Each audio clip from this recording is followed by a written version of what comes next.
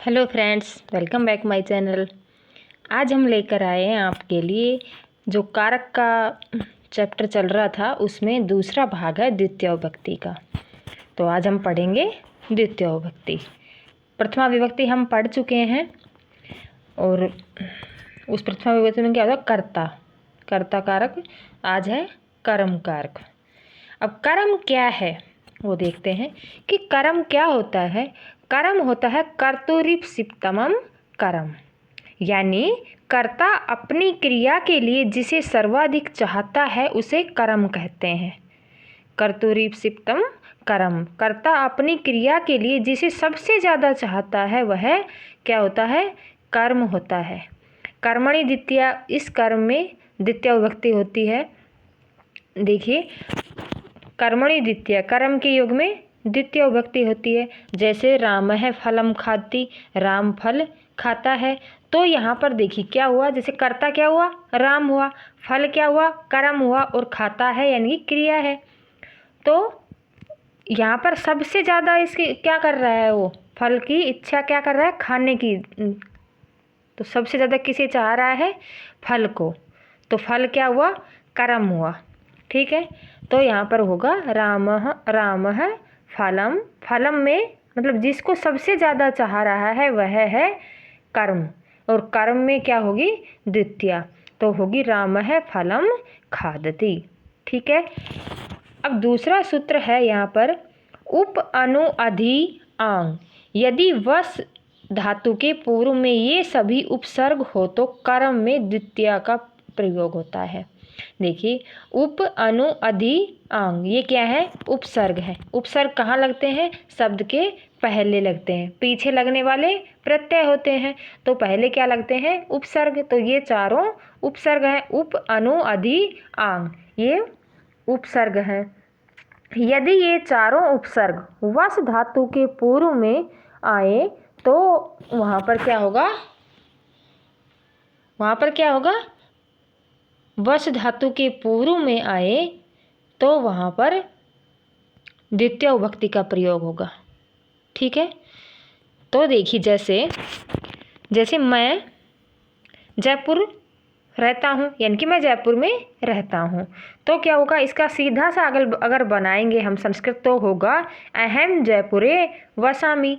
तो क्या होगा? अहम जयपुरे वसामि। तो यहाँ पर जयपुरे में सप्तमी विभक्ति का प्रयोग हो रहा है, क्योंकि यहाँ पर वस धातु के पहले उप अनु अधि आंग शब्द उपसर्ग नहीं है। ठीक है, और अगर ये वाले उपवसामी लगाएंगे, अनुवसामी लगाएंगे, अधिवसामी लगाएंगे, आवसामी लगाएंगे तो यहाँ पर क्या होगा? जयपुर में द्वितीय विभक्ति का प्रयोग होगा। कर्म में द्वितीय विभक्ति का प्रयोग होगा। ठीक है, तो यहाँ पर देखते हैं अहम जयपुरे वसामी, इसका ये जयपुर में यानी कि जयपुर में, तो सप्तमी विभक्ति का प्रयोग हो गया। तो अब यहाँ पर आएगा अहम जयपुरम उपवसामी। इसका द्वितीय विभक्ति में बदलेंगे तो अहम का तो अहम आ जाएगा, जयपुरे का जयपुरम आ जाएगा, और उपवसामी, वसामी जो धातु है उससे पहले उपसर्ग का प्रयोग होगा यहाँ पर, तो आएगा उपवसामी। ठीक है, जैसे हरि बैकुंठ में रहता है, हरि बैकुंठम उपवसति।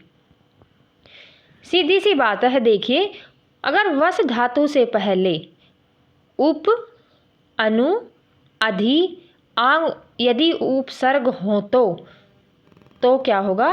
द्वितीय विभक्ति का प्रयोग होगा।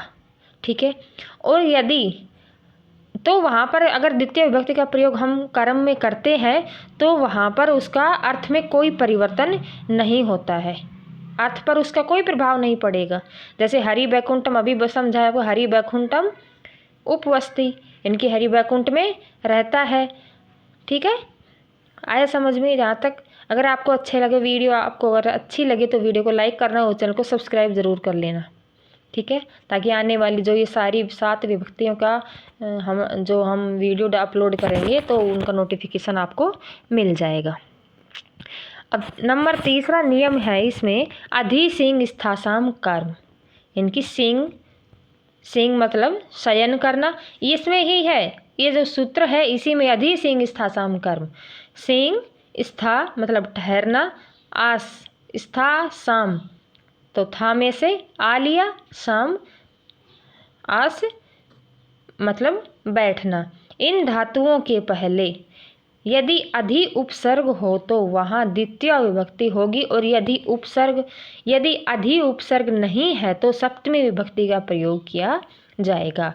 यदि सिंह, स्था, आस, अगर इन 3 धातुओं के पहले अधि उपसर्ग है तो वहाँ पर द्वितीय विभक्ति का प्रयोग होगा, और अगर अधि उपसर्ग नहीं है तो वहाँ पर क्या होगा, सप्तमी विभक्ति का प्रयोग होगा। ठीक है, देखिए इसको देखते हैं।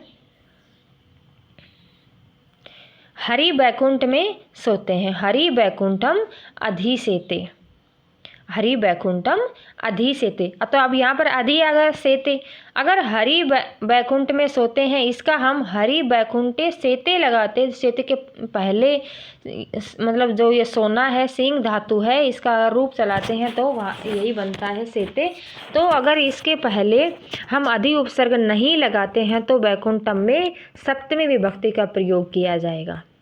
ठीक है, और अगर हम अधि उपसर्ग लगाते हैं तो वहाँ पर द्वितीय विभक्ति का प्रयोग होगा। सिंह, स्था और आस, ये 3 आत्मनेपदी धातुएं हैं, इनमें अधि उपसर्ग होता है तो द्वितीय विभक्ति का प्रयोग होगा, और अगर अधि उपसर्ग नहीं होता है तो सप्तमी विभक्ति का प्रयोग होगा।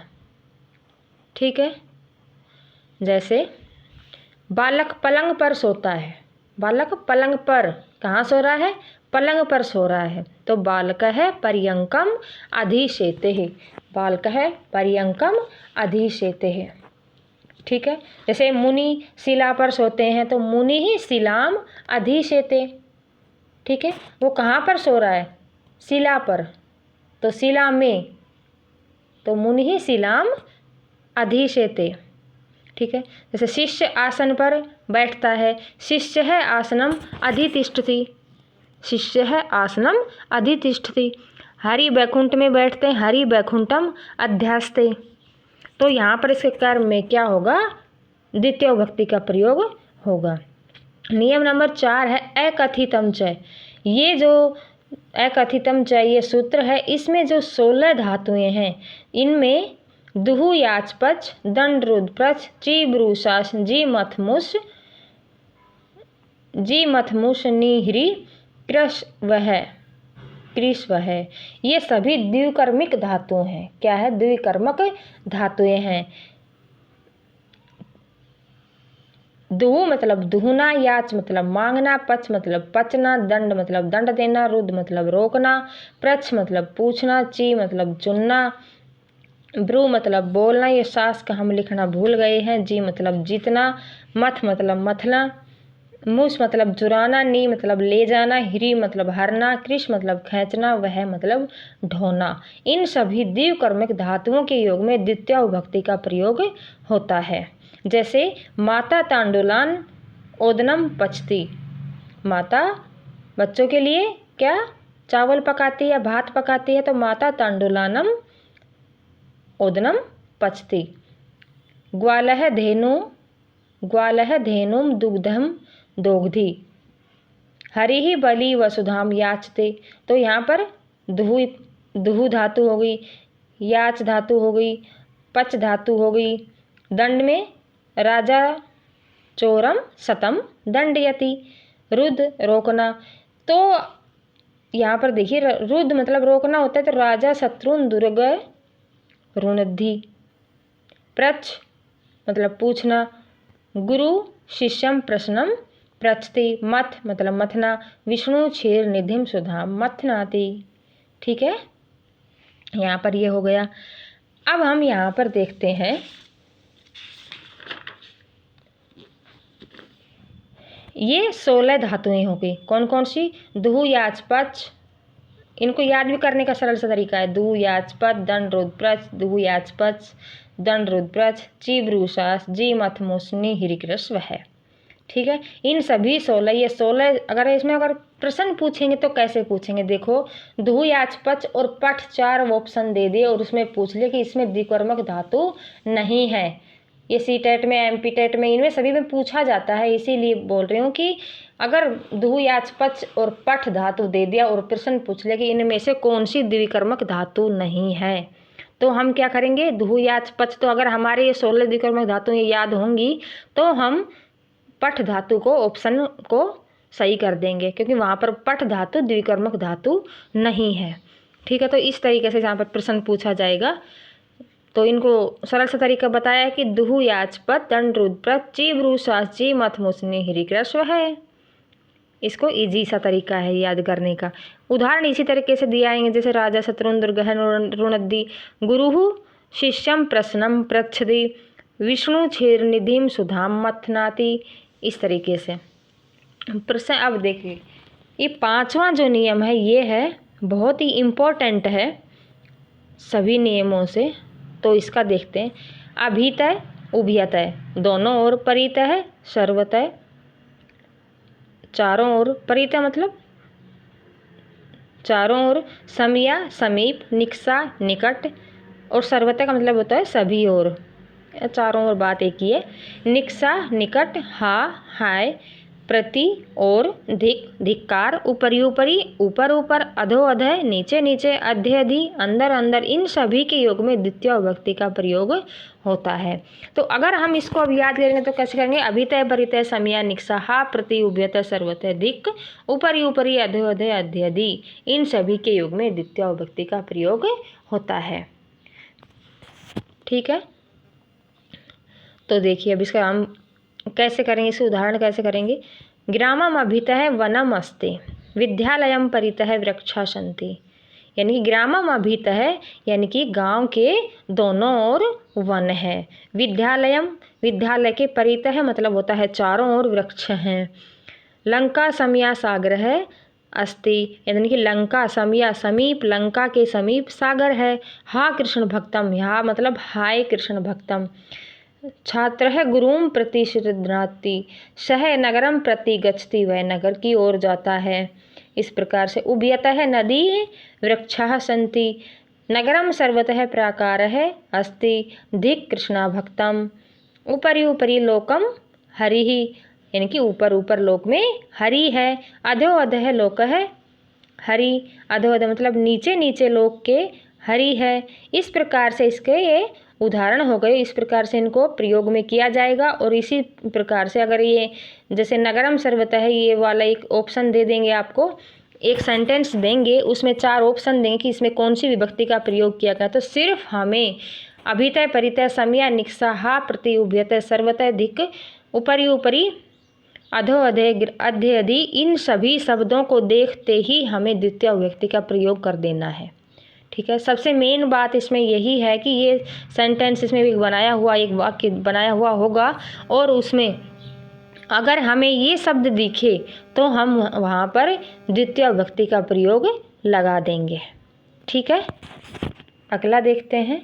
अंतरा अंतरेण युक्ते, यानी कि अंतरा यानी कि मध्य में, और अंतरेण यानी कि विना के योग में ये जो अव्यय है अंतरा अंतरेण, अंतरेण में तृतीय विभक्ति है लेकिन अव्यय है तो अव्यय जो क्या त्यों ही रहता है, तो वहाँ पर अव्यय के योग में द्वितीय विभक्ति का प्रयोग होगा। ठीक है, विना के योग में द्वितीय विभक्ति का प्रयोग होगा। 2 गांवों के बीच नदी बहती है, अंतरा ग्रामम नदी प्रवहति, संस्कृत के बिना और कुछ नहीं जानता, संस्कृतम अंतरेण न किमपि जानामि, संस्कृतम अंतरेण न किमपि जानामि, यानी कि संस्कृत के बिना, तो किसके बिना, संस्कृत के बिना। तो यहाँ पर क्या हुआ, संस्कृतम यानी कि संस्कृत में द्वितीय विभक्ति का प्रयोग होगा। ठीक है, देखिए जिसका अंतरा से संबंध हो, यानी कि अंतरा यानी कि मध्य में अंतरा से संबंध हो वहाँ द्वितीय विभक्ति होगी। जैसे नदी कोस भर टेढ़ी है, इस प्रकार से समझ लेते, नदी कोस भर टेढ़ी मेढ़ी है, तो मासम क्रोशम कुटिला नदी। ठीक है, क्रोशम कुटिला नदी, तो यहाँ पर क्या होगा, कर्म में द्वितीय विभक्ति का प्रयोग होगा।